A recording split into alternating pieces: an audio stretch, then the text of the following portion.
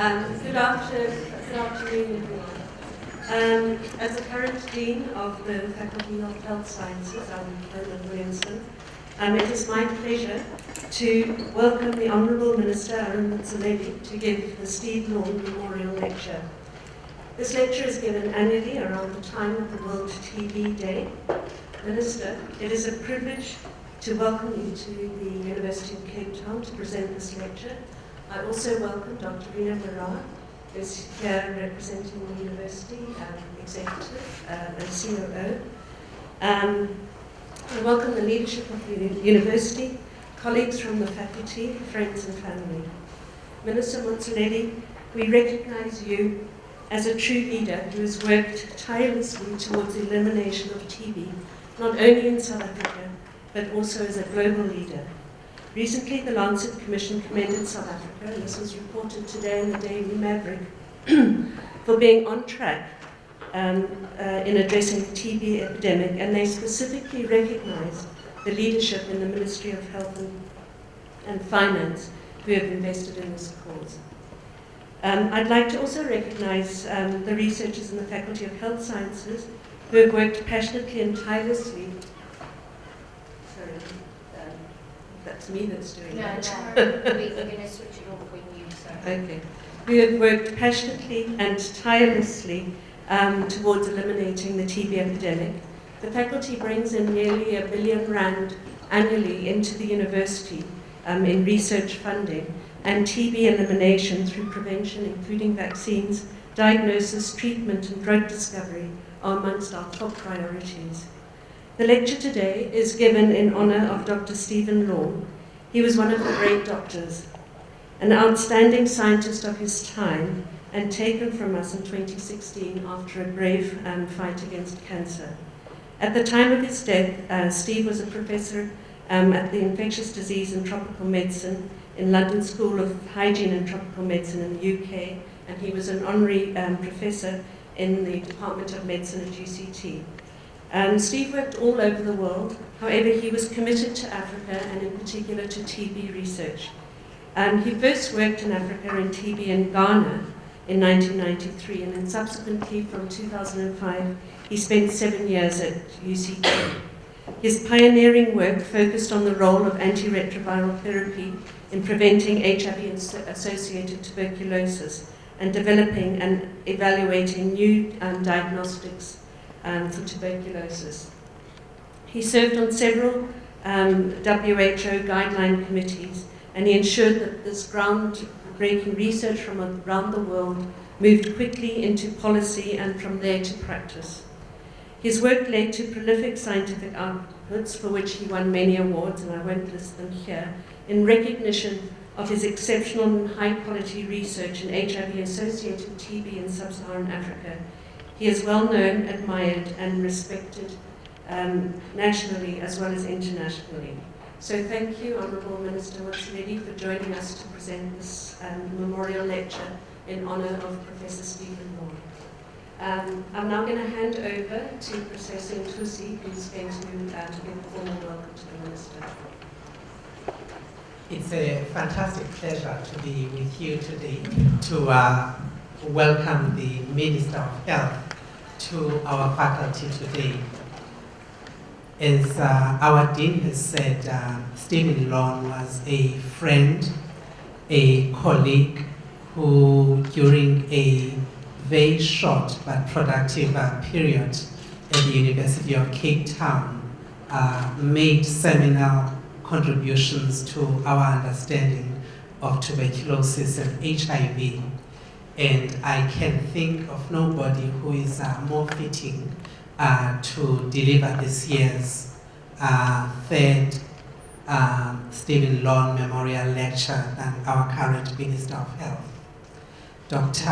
Aaron Motsoaledi has made a number of important contributions during his time as Minister of Health to life of South Africans, and I wish to just highlight two main contributions.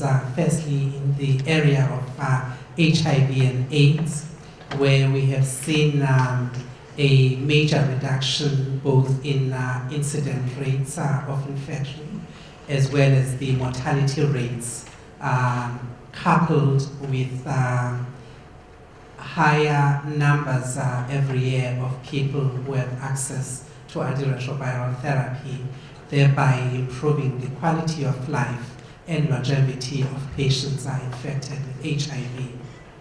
Simultaneously, during this period, he's also made, through policy interventions and his active work, a number of important contributions that have been foundational in the limitation of the spread of tuberculosis in this country. And in fact, at the end of 2018, he was the recipient of the Kochov Prize, which is an annual prize started in 2006 to recognize important contributions to infectious diseases. And he received this on behalf of the people of South Africa. And this was really an acknowledgement of the contributions he's made in leading the efforts to combat the dual scourges of HIV and TB in this country. So with those few words, welcome, Minister. We very much look forward to your words, and I invite you to come to the podium.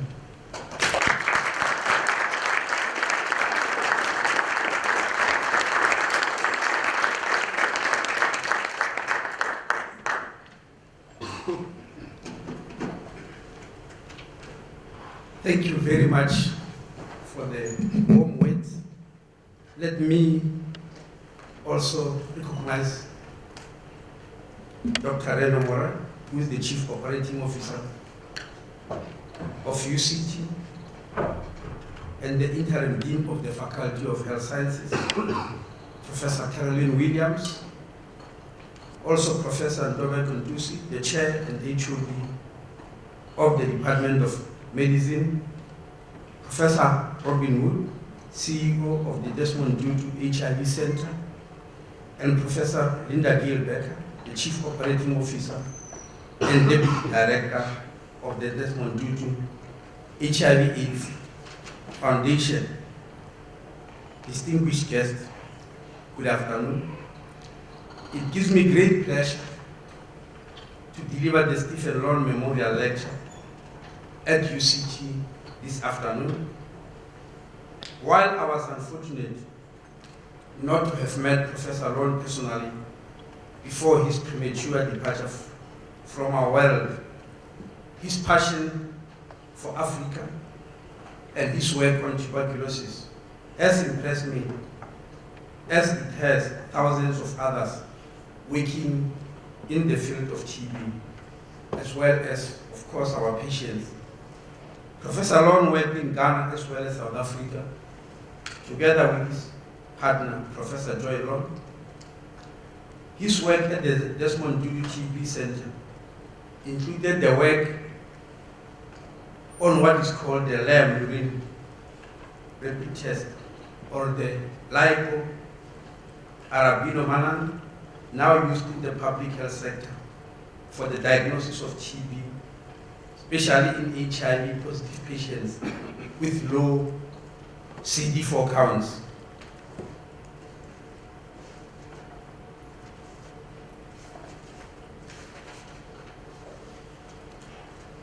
Like a dedicated clinician researcher before him, Professor Lorne leaves us with a legacy that we need to take forward with the same passion that he had for people with TB, especially those who were co-infected with HIV.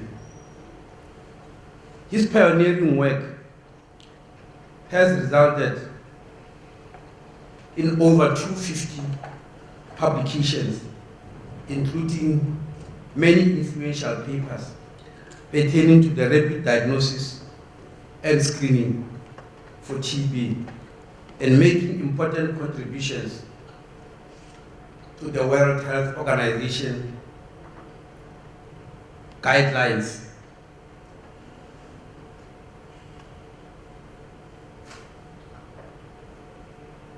Why will Professor Ron dedicate his whole life in pursuit of treatment and diagnostics for a centuries-old disease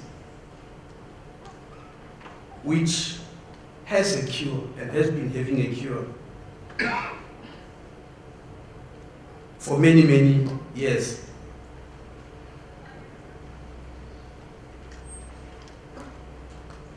Steve did so because TB is still a very, very misunderstood and troublesome disease.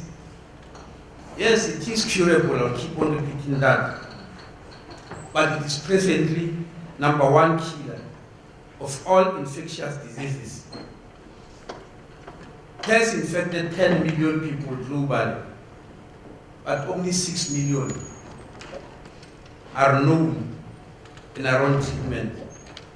The other 4 million, who are called the missing 4 million, and are lurking somewhere out there in society, unknown and without treatment.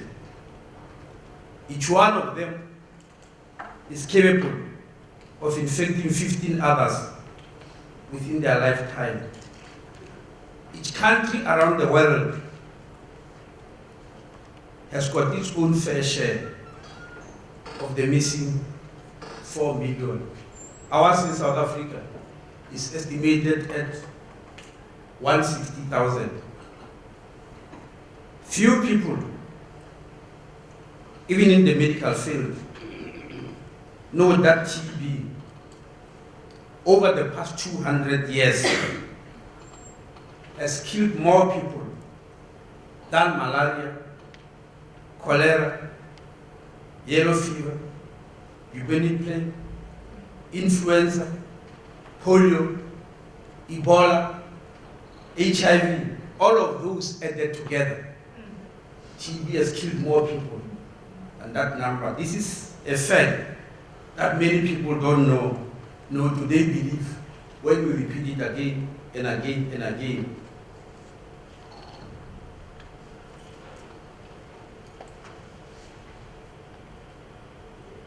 In the field of antimicrobial resistance, TB alone contributes to 1/3 of the caseload.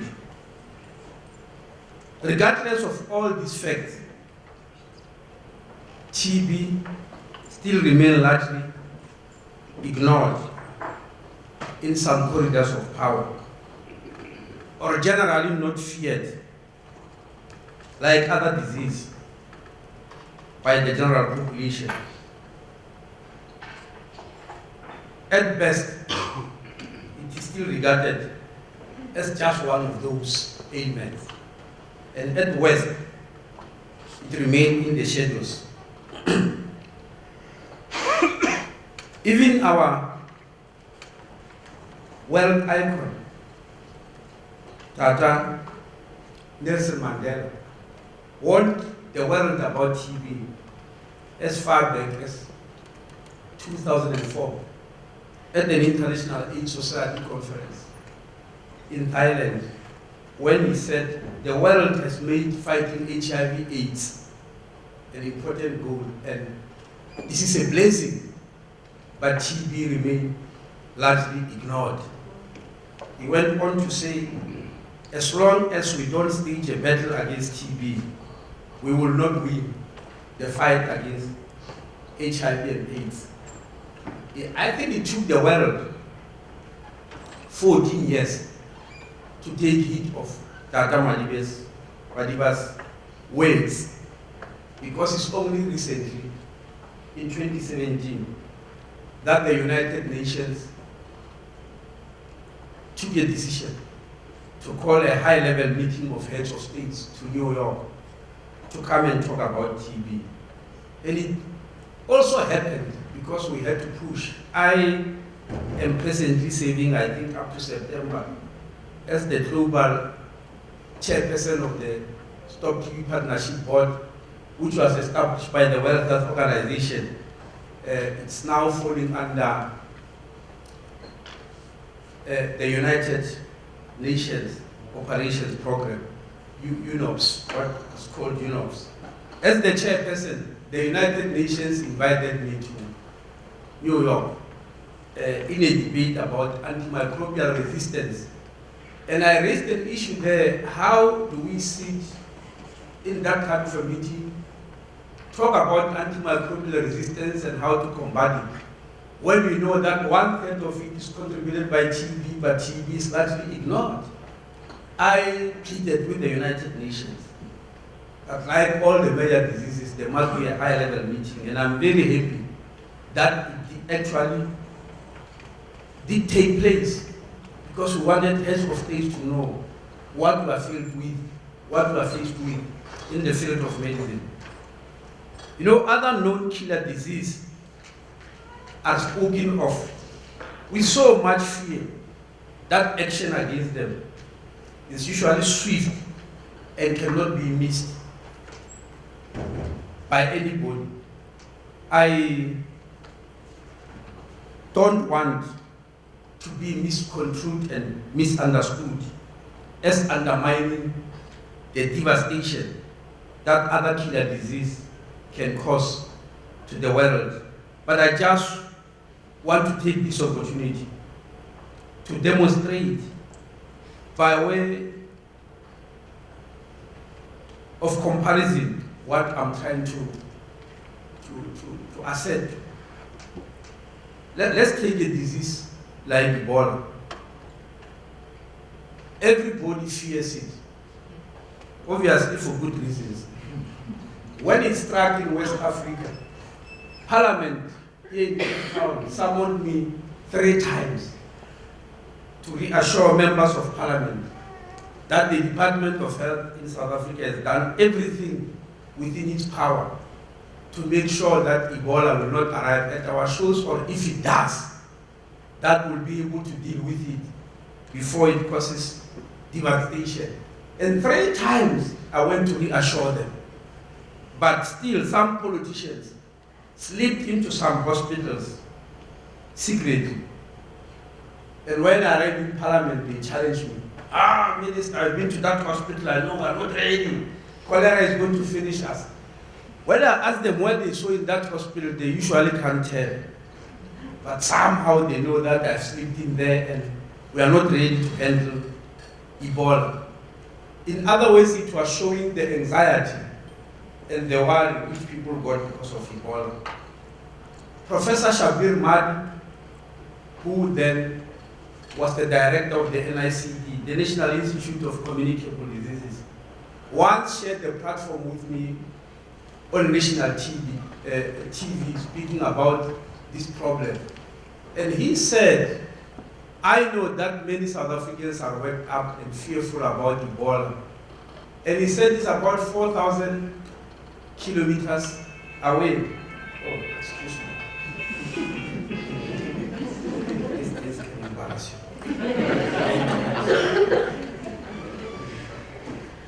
He said it's 4,000 kilometers away, and because of its mode of spread, it's unlikely to arrive here. And he said, if you are a South African, you want to be worked up about the disease, that is TB. That is the one that is more likely to kill you as a South African than Ebola. I still remember the swift reaction of the Twitterati and the social media when they were attacking him, that he's trying to make them fools. And one member of the public even tweeted that just because we are not professors, we are not fools. We know that this professor is lying. In fact, one suggested that he has been sent by the state to divert attention from Ebola by telling us about this TB thing, which, is not a problem. We suspect the state is not ready to handle Ebola and they just want to cause a diversion, and they've sent this professor to do so. But what happened? Exactly 12 months after Professor Shabir Mahdi uttered those words, 11,000 people died of Ebola globally. In South Africa, Not a single person died of Ebola, of course, because it never arrived. But TB, during that same period of 12 months, killed 40,000 South Africans. And globally, it killed 1.5 million people during the same period. You compare the 11,000 and 12 million, of course, if Ebola was not handled, it could have killed more. But I'm just trying to demonstrate how some of these diseases are feared, but TB is not feared, regardless of causing the devastation.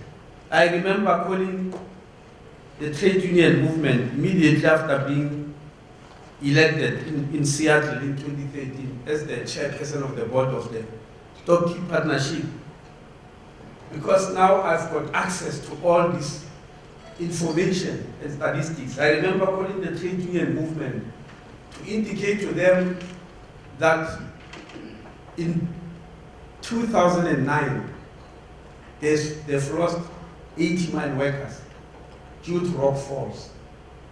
And we've heard about it because it induces anger, anxiety, and irritation that the mining bosses do not regard safety as important or as serious. They do not regard the life of mine workers as important.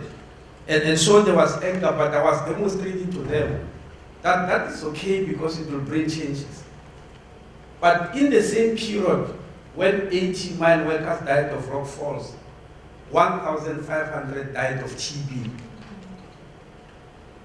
Now, if there's no activity around it, there won't be safety from TB. People will keep on getting it.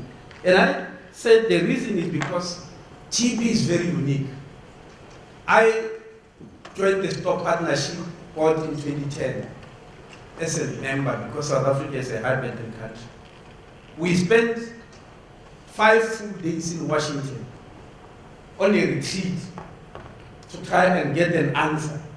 Why is TB causing such devastation and killing such numbers?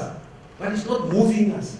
It's not moving researchers, it's not moving activists, it's not moving doctors, it's not moving ordinary villagers, it's not moving people in the corridors of power and the general population. What are we missing in this battle against TB? We even called people who specialize in marketing and branding. We spent 5 days with them. At the end of the 5 days, we still did not get an answer. We only arrived at one conclusion, which I suspect is next to the truth. And I'm using my own words. We thought it's because TB is not a drama queen. The other disease will arrive with pomp and ceremony and noise. And they just hit us. TB doesn't do that. It's very silent. And it kills you in isolated location. And giving an example of these mine workers. Because the rock fall, you are with a colleague now, 15 minutes later is dead. And it invokes emotion. With TB, you are with a colleague, get infected, get the symptoms after some week, coughs, go home, isolated from you, forget about them, and they go and die silently at home. And nobody is moved by that. That is the danger of TB. So we need to be very careful when we deal with this disease. Now, let me return to our local context. As is well known, South Africa is a dual epidemic with a 60% HIV positive patients also co-infected with TB. It's not the other way around. It usually confuses people that anybody with TB also has got HIV/AIDS. Not like that, but we just say 60% of HIV positive people are also co-infected with TB. So this makes TB and HIV two sides of the same coin. This makes it critical that researchers, whether they are lab-based scientists or those that focus on implementation science, think about issues related to how to prevent and treat patients who are co-infected with comorbidities. Needless to say, my passion to deal with these two diseases robustly arises from their contribution to mobility and mortality in South Africa. Because in my country, whether we are measuring life expectancy or neonatal mortality or under 5 mortality or maternal mortality, these are all significantly impacted by both TB and HIV. Round about 2009, 50% of maternal mortality in South Africa was attributable to HIV. Of course, a fair number of them will get TB. 50% of under 5 mortality was also attributable to HIV. And of course, a fair number of them will also get TB. And of course, we knew that then, that 80% of all HIV deaths are actually caused by TB. Only the remaining 20% are caused by all the other complications which people with HIV/AIDS suffer. So our response to these two diseases since 2009 has borne fruit, even though we are still not out of the woods. According to the latest South African Medical Research Council's Rapid Mortality Surveillance Report, estimated mortality rates between 2009 and 2017 are as follows. Neonatal mortality remained unchanged at 12 per 1,000 since 2009. Infant mortality declined from 39 per 1,000 to 23 per 1,000. Under 5 mortality declined from 56 per 1,000 to 32 per 1,000. Maternal mortality declined from 302 per 100,000 deliveries to 134 per 100,000. Life expectancy increased from 57.1 years to 64.2 years. All of this because 2 diseases were being dealt with. In addition, State South Africa, from their audit of death notifications, suggest that the number of deaths as well as percentage of deaths from TB out of the total deaths has declined since the year 2006. 76,881 deaths ascribed to TB were recorded in 2006, compared to 29,399 in 2016. That's a 62% decline. And part of the reason was the number of people who are HIV positive, who were now accessing treatment. At the present moment, we are putting 600,000 new patients on ARVs every year.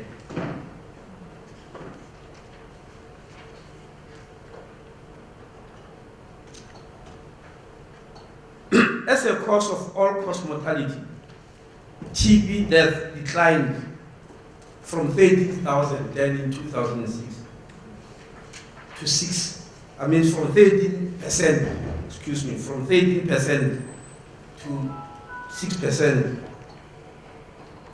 While these statistics are encouraging and suggest that we are beginning to turn the tide, I'm sure that everyone will agree that these numbers are still far too high for a country of our level of development. But this is also true globally. There is progress globally, but unfortunately, it is far too slow.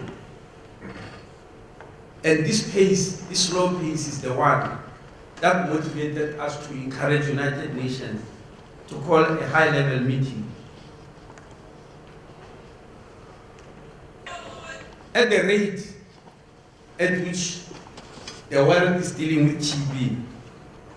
If nothing changes, especially before New York, it is estimated that to reach the World Health Organization target will take 190 years. So while we celebrate the new diagnostic tools and medicines that we have today, which we didn't have just 5 years ago, we must know about this fact. Today, we now have gene expert, which has helped us to cut the period of diagnosis of TB from the time we give a sputum to 1 week. The gene expert can do it in 2 hours. And I'm happy to announce that South Africa became the first country on this planet to distribute gene expert to all facilities. We even introduced it to correctional services. I'm sure we are aware by now that within the population of South Africa, there are 3 major groups that are largely vulnerable to TB. Number 1 is people in correctional services. Number 2 is mine workers, especially those who work in gold mines because of the high association of silica dust with TB. And gold produces more silica dust than any known mineral for now. And number 3 are people living next to the mining dams, people who the World Health Organization calls peri-mining communities, who have never worked in mines and are victims. And our figures show that that actually is true. We are aware that in the 80s, 80% of the gold of the world used to come from South Africa. It built many of our cities, especially Johannesburg. But today we are silently paying a huge price for that. Because when we check what gold has done in terms of the prevalence of TB district by district, number 1 district is Liweli-Buchwa in the Free State. If you look at where Liweli-Buchwa is, it's around Wellcome and Hygiene. Even when you pass overhead in a plane, you can see the yellow mining dams all over a city like Wellcome, and we are paying the price for that. The second prevalence, the second highest, is Kenneth Kaunda district in Northwest. It's around Auckland, which is known for gold mines. The third is Western in Johannesburg, around Carltonville, which is a gold mining area. And you can go on and on. It's around those. The metros, all our metros, added together, are responsible for 40% of the TB cases of South Africa. Integrity Metro is number 1, followed by the Cape Metro, here where we are. We understand and we know that Integrity Metro is like that because of the high prevalence of HIV/AIDS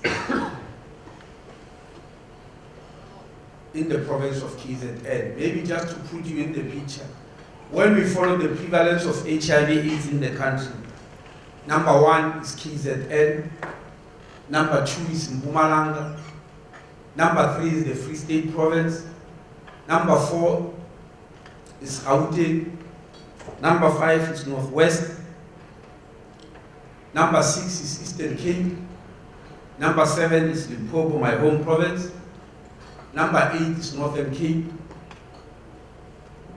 and Western Cape is number 9, sorry, the lowest prevalence of HIV. But when it comes to TB, it's the other way around.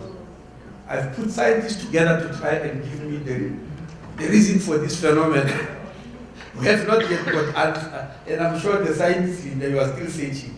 what is the reason for the Cape Metro to have such a high prevalence of TB when the HIV is so low, when in the others we can map? And you know, I haven't heard of a gold mine here in the Western Cape. Yes, but those are some of the things. That's why I say TB is still a disease that is very badly understood, even though science is so advanced. So we because of the correctional service being number one, we had to divide them into 7 clusters. And each one of the clusters got its own gene experimentation. And we launched it here in Portsmouth prison in 2011 in memory. Sorry, not in memory, at that time, because we're thinking about what happened to Nelson Mandela when he was in Portsmouth prison. That's why he got this TB. Linda, I don't know, because this is not an accolade, but I usually see it internationally. I don't know each word. I tell them we're the only country in the whole world, because no country can describe something like that. We are the only one where 2 Nobel Peace Prize laureates suffered TB. That's Desmond Tutu and Nelson Mandela. I don't know what is the worth of that, but I like seeing it. So that's why we went to correctional services. In the mines, we hired 9 inspectors and said the mine bosses cannot push the responsibility to the state. We hired 9 inspectors to go from mine to mine just to check if mine workers are being screened for TB. Because in the correctional services, we are screening now. Since we launched in 2011, our policy is to screen every inmate when they arrive, screen them twice during their stay, and screen them when they go home, and follow their families. And we're insisting that mining houses must do the same. And I'm happy to announce that only a year after we have done that, 90% of the mining houses were now screening their workers for TB.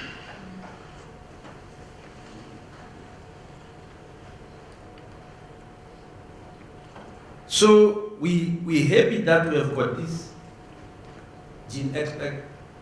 We're also happy that we have got this LAM, which has got a very difficult name. I don't want to repeat it. I usually twist my tongue.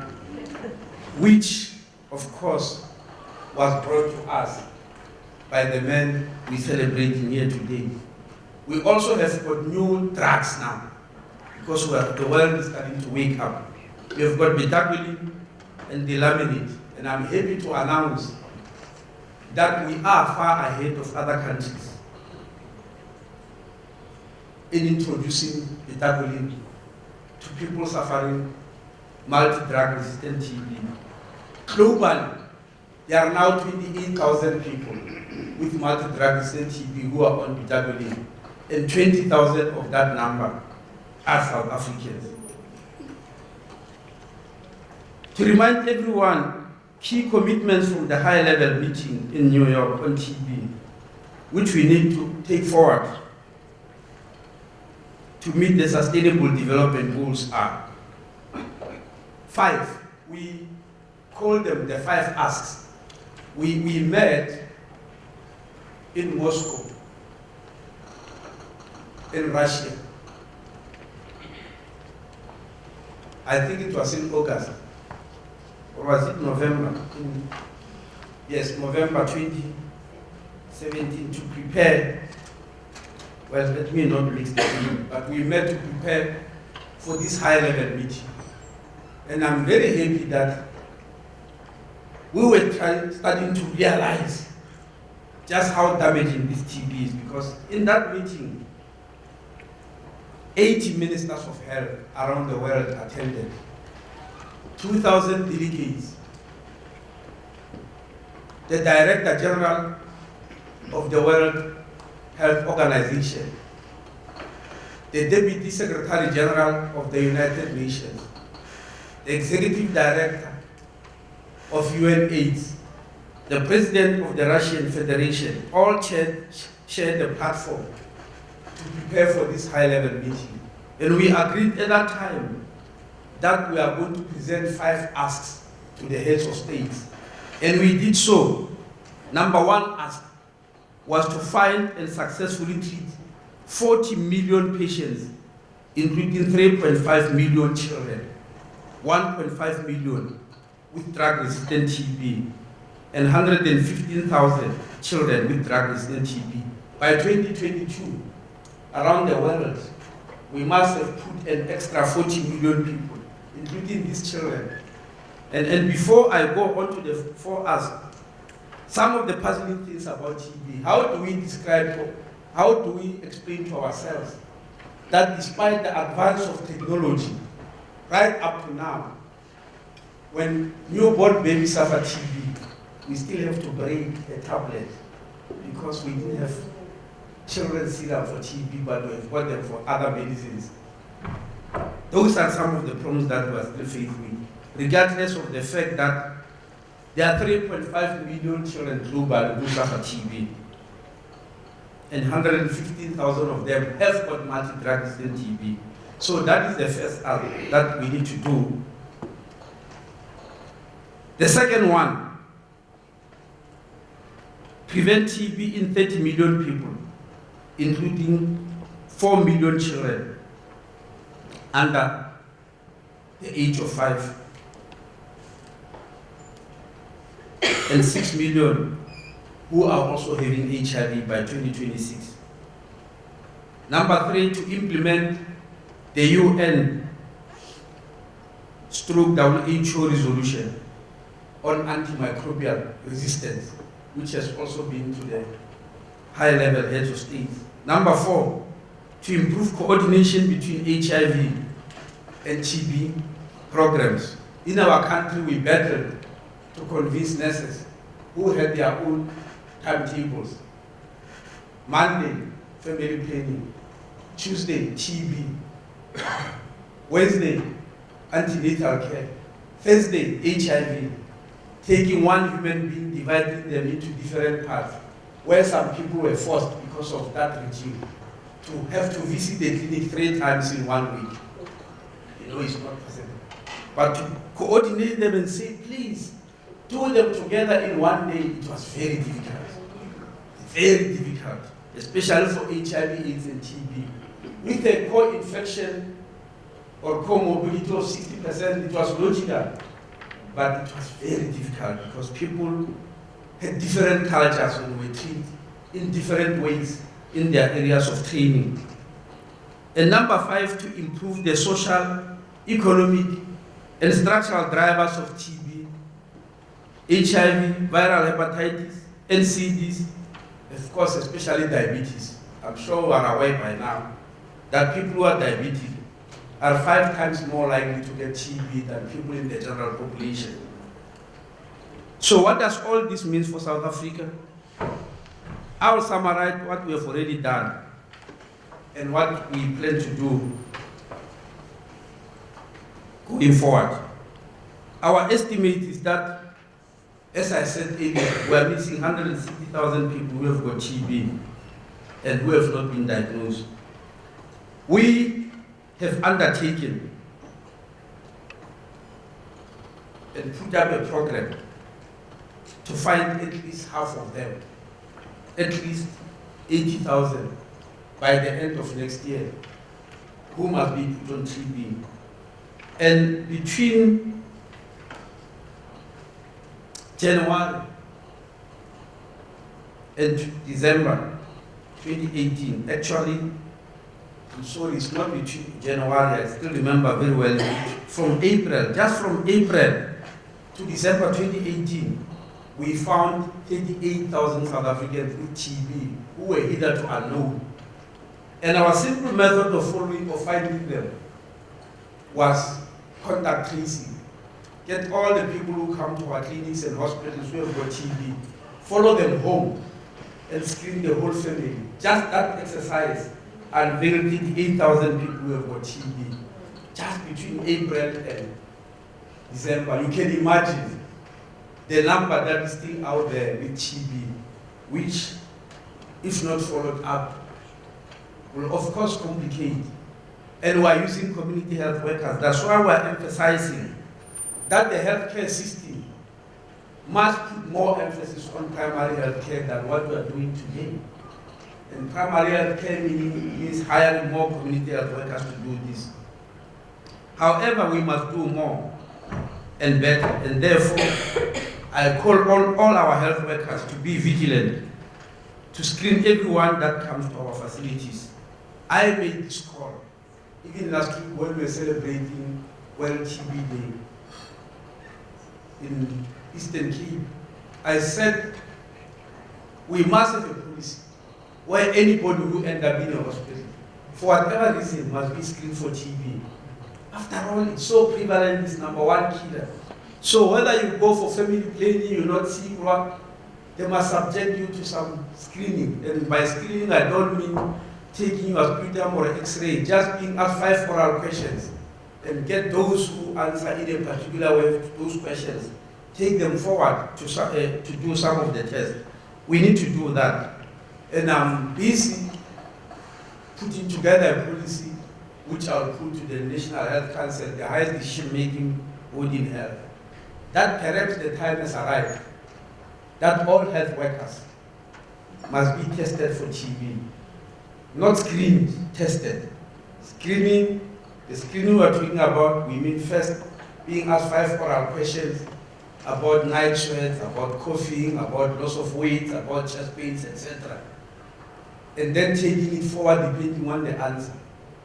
But testing means line up all the health workers maybe once a year and put them through a gene expert or an X-ray or whatever, because many of them are vulnerable. My heart breaks when I visited Brook Lane Clinic here. The number of nurses who I can't even look in their eyes. And you can see from their level of bitterness. They don't have ordinary TB, they've got multi-drug resistant TB, which they got from patients. The number of doctors who also get multi-drug resistant TB. We think the time has arrived, and we believe very soon we'll be introducing that policy that all health workers must just be tested once per annum. The rest of the population will start by screening exercise. But of course, those who are directly affected, like family members of those who have got TB, we have to visit them, like where we got this 88,000 from. So equally, I call all employers to have work-based screening programs, like the ones that the mine workers are having. But in addition, we want leaders to communicate. On the 24th of March, we're here at the cathedral because we're targeting traditional leaders. Religious leaders. Last year we targeted traditional leaders, and Goodwill Zelitini led a course in Durban, whose son is also one of the TB ambassadors, and he's moving around with me. He was here last week, and he's a very good ambassador. He's not scared to show it. During the event last year in KZN, he stood in a full stadium on the stage, took out his shirt, and showed people a scar when they were removing one lung from him because of TB.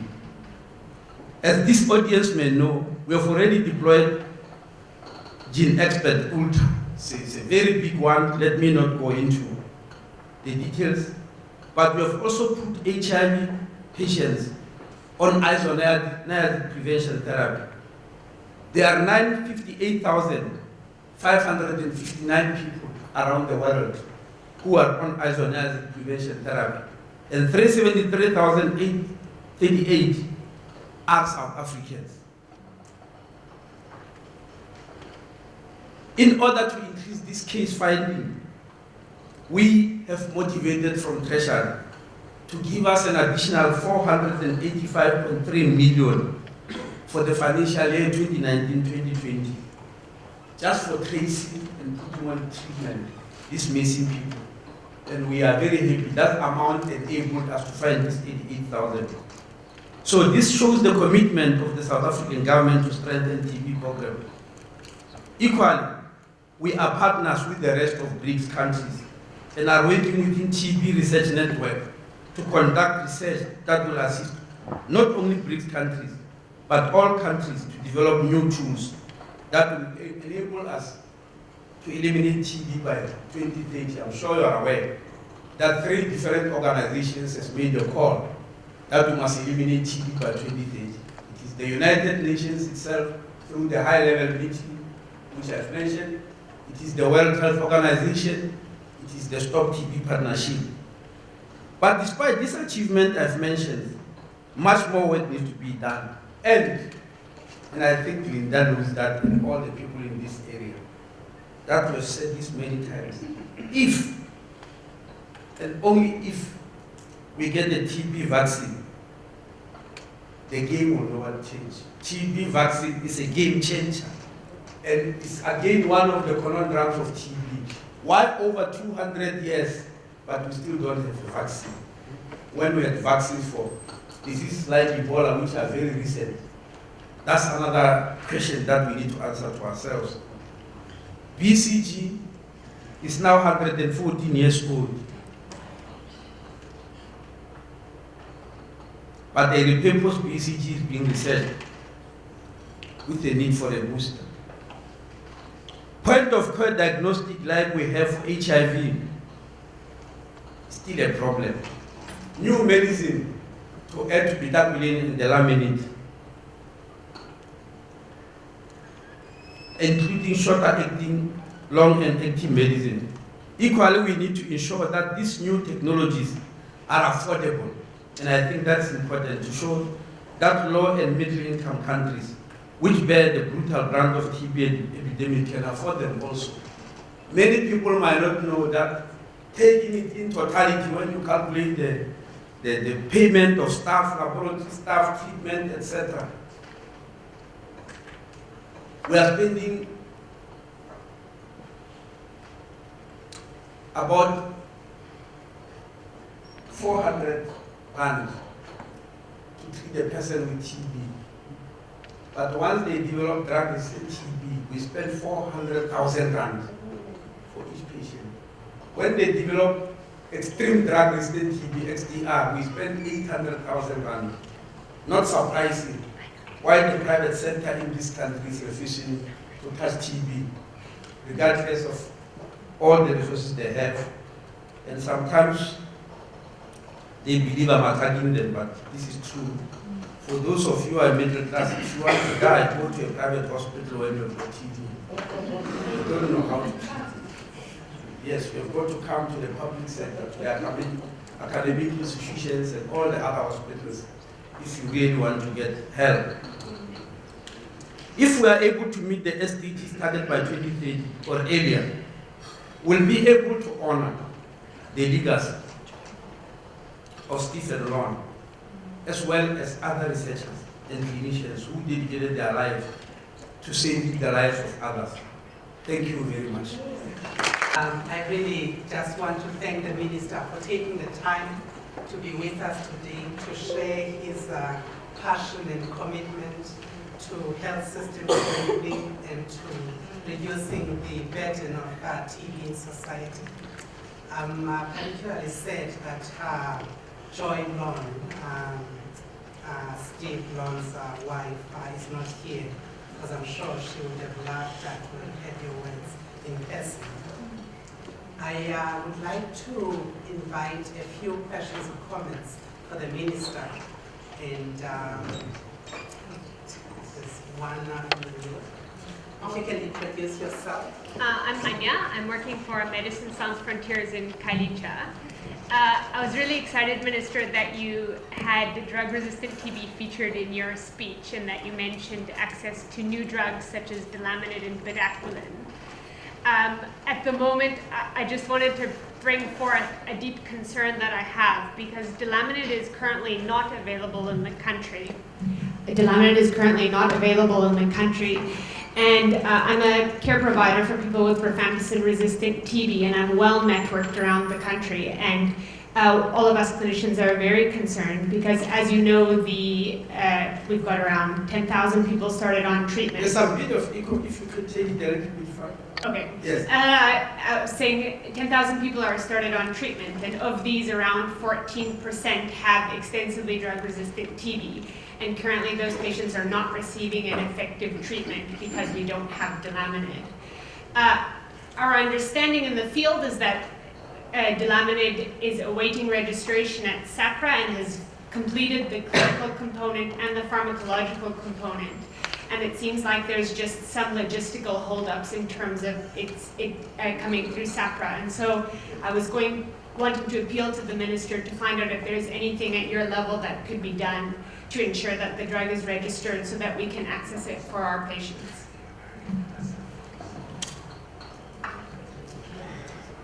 Any other questions after the Minister? Maybe we'll take a few and then you can answer them together.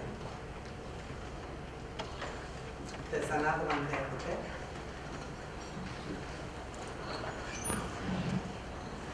My name is Ndande Yola with the Desmond Tutu HIV Centre, and thank you, Minister, for that elaborate awakening of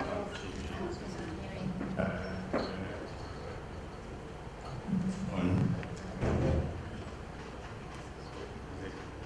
Are you coming for this? No.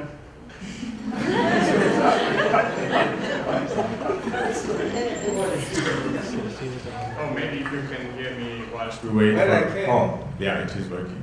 So I mean, I think I don't know if you probably would blame us for being concerned, having known you for being one ambassador as a political head in health around the issue of TB, that we are now facing the May 8th, and we don't know what the implications are for that, because it is clear that political leadership and buy-in is very critical. As such, you have shown that, you know, how much concern should we have, and what is your role in really making sure, should you not continue to be the Minister of Health, we will still have this kind of leadership that is really helping us on the issue. Thanks, Minister. You can answer those two questions. Yes, thank you very much for the question from MSF, and thank you for the contribution you are making. Not only in South Africa, around the whole world. Maybe we must keep them around the world. As you know, yes, we are doing work in this battle. And in quite a number of cases, government follow after them rather than the other way around. The issue of SAPRA is a big problem for us as a country. And perhaps because I'm in an academic institution, I should also raise it. You are aware that we used to have MCC, medical control cards. And the backlog was maybe up to 6 years, where somebody is applied to register a drug. And before they get a response, it's 6 years. Every time we get money, we deal with that backlog. I remember how the British government at one stage helped us to clear the backlog with funding. Immediately, we clear it, it builds up again. So we eventually changed the Medical Control Council to SAPRA, South African Health Products Regulatory Authority, to make it bigger and more efficient.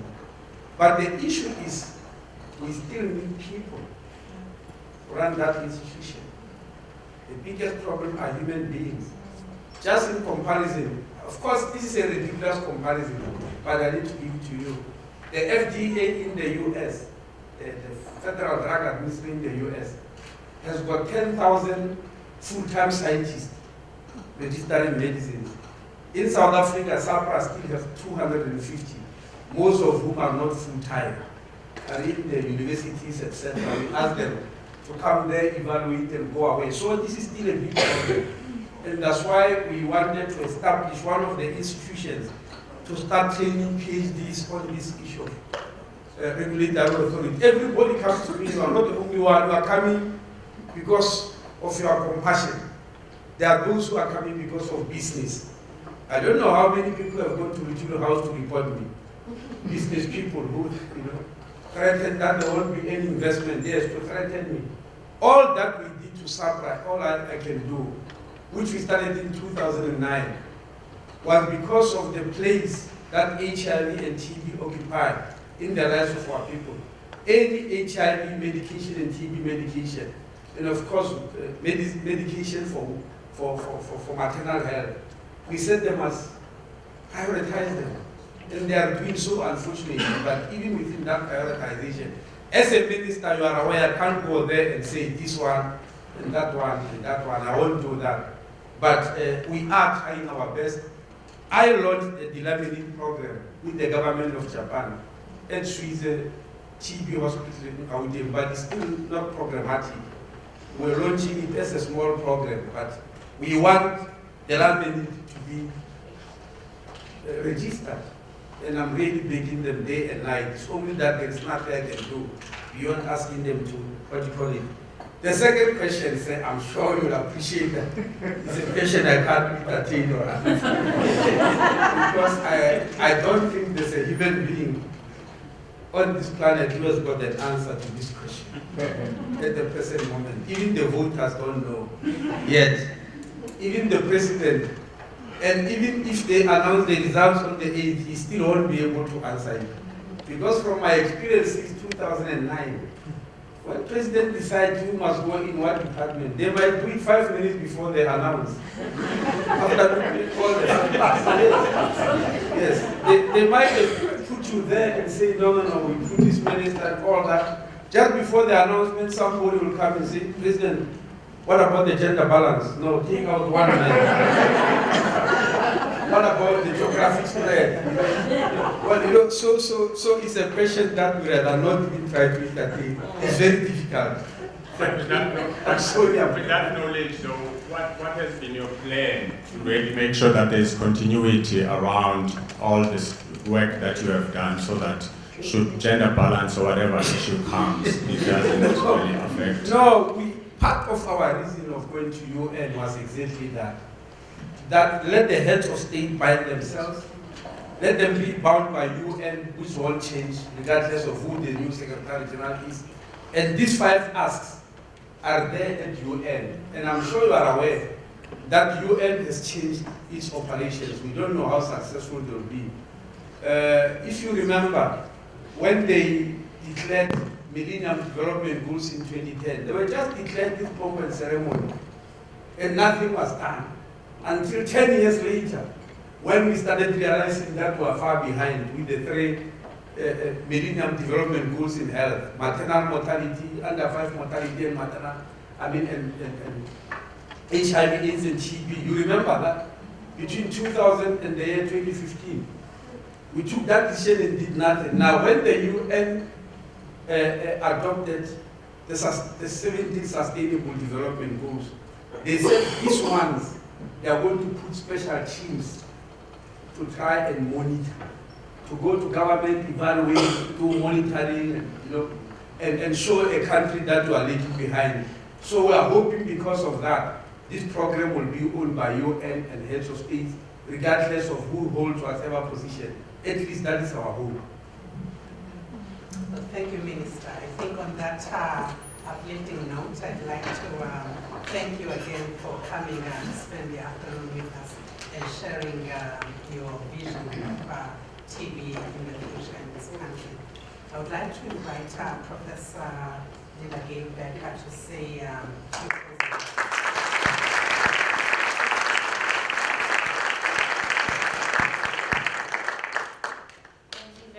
Indeed, and I add my thanks, but I'd like to add, on behalf of a few additional people, a very special thank you, first of all, to you, Minister, heartfelt. And again, I want to actually ask the room, so of late, I find myself more in the HIV world. And when we hear something good or exciting, we clap, we say amen, we say hallelujah. This was a very quiet audience, but I heard a lot of firsts today for South Africa, lots of firsts where we haven't yet cracked the problem, but we certainly made a significant contribution around the world by being first on a number. So I want to thank the Minister. It's during his time.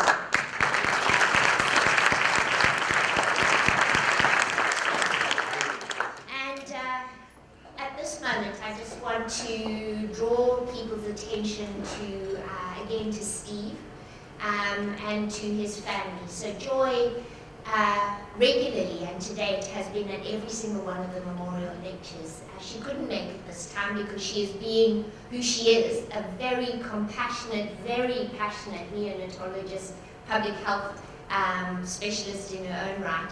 And she's saving babies and mothers around the world even as we speak. So she couldn't make today.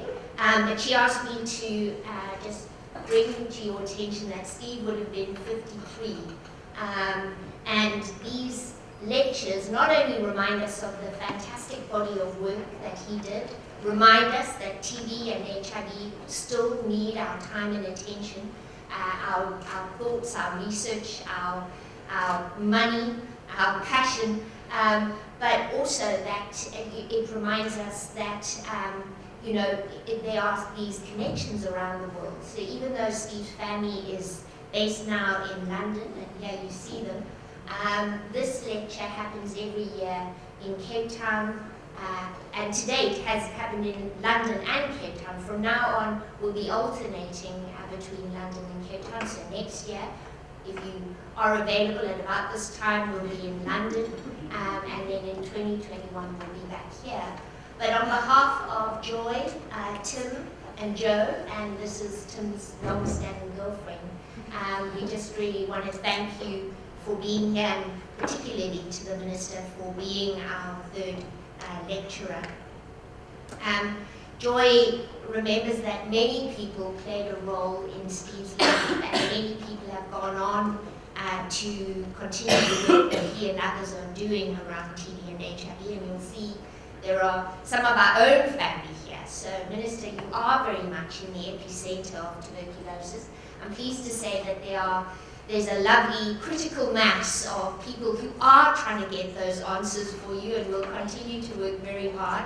Val Mizrahi, who leads the Institute of Infectious Diseases and Molecular Medicine here, also gives her apologies that she was not able to be here this afternoon. She's away. But Steve's favorite saying was, it's not research, but research. And so we continue to search. So just to remind you that the Memorial Fund is still ongoing. There are slips of paper in the front if you feel moved to contribute. That enables us to keep the lectures going, and we will do so until Steve would have been 60 years old. So these will continue until then. And to date, we have had Robin Wood as the first inaugural. Of course, Robin worked very closely with Steve. A good number of those papers in tobacco are shared with Robin, mentoring and working with Steve in the years that he was with us. Last year, Liz Corbett and Peter shared the platform with Liz. Liz brought the second lecture. And of course, we're again really, really thrilled to have had Minister Motsoaledi this year, particularly following on the United Nations high-level meeting, which was such a stellar and very important milestone in this 150-year journey that we are on in terms of since we've known about tuberculosis. Just to say, last year Liz reminded us about the stamp trial.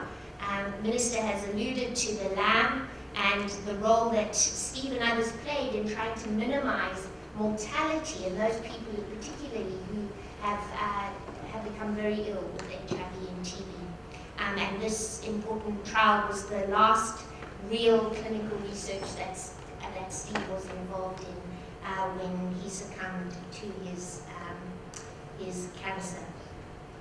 So there is also a leadership prize, and the STAMP trial reminds me that we want to encourage young researchers still to be doing seminal research in TB and HIV. So this prize, which is given out at the union meeting, is up for grabs at the moment. You can see how you can nominate individuals. So we're looking for junior researchers, young people who have not only done the research but written it up. So we're looking for really exciting, peer-reviewed, published manuscripts that describe good research. And you can see a wonderful opportunity. There's a prize. You get your profile in the Lancet, which certainly I think contributes to networking. And we invite the winners to this meeting every year. And here are the two winners to date, Leonardo in 2017 and Christine in 2018. And right now nominations are open. In fact, they closed last week, but we've asked them to extend for another week in honor of this lecture. So please, if you have someone in mind, or you can self-nominate, please do as soon as possible. And so on behalf of the partners, and it's London School, Peter Piot is very supportive of this. Ourselves here in Cape Town, Robin Wood and myself, as people who loved and cherished Steve through the years that he was with us. We want to thank you for being with us this afternoon. Again, Minister, thank you for coming to us from Johannesburg. We really, really appreciate your time and effort and the great contribution, more than anything else, the contribution you have made to the health of our country. And we salute you in that regard. Thank you to Rebecca and Carolyn for helping us. And to my team, really brilliant. Thank you to everyone, to the team at UCT as well for helping us to keep this together. The folk who are live streaming this for us, thank you very much. And just all of you, please stay for refreshments so that we can just, again, network. Remember, Steve, raise a cup of tea. Sorry, it's not quite the sundowner hour. But please stay, and we look forward to otherwise seeing you in a couple of years' time. Thank you so much.